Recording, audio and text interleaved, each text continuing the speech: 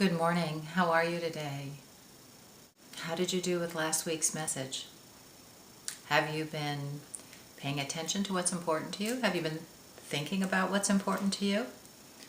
Do you have a list yet?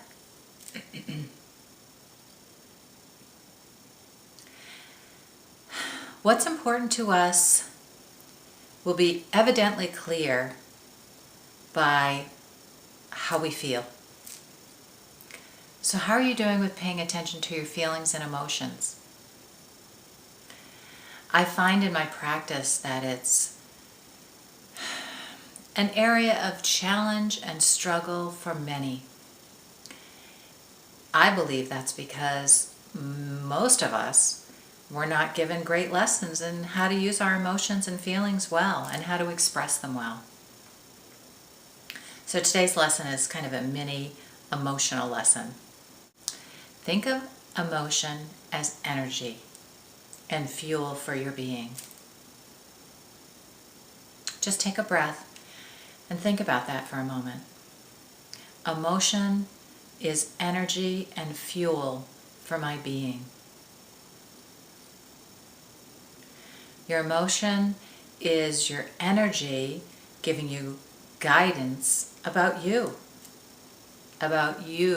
as the unique you in the world. So when someone else says, "I'm so happy about this," and you think, what's up with that?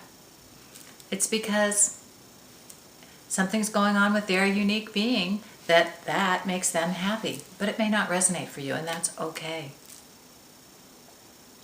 This is also one of the traps or struggles that I see people, challenged by, because oftentimes we've been conditioned to believe that the things we thought would make us happy or make us feel really good or bring us great joy often don't.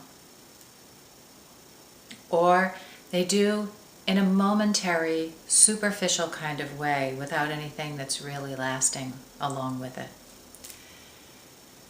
So in order to really know who you are and know what's important to you, you want to know what makes you happy, what causes joy to arise in your being, what causes anger to arise in your being. Anger tells you a lot about yourself.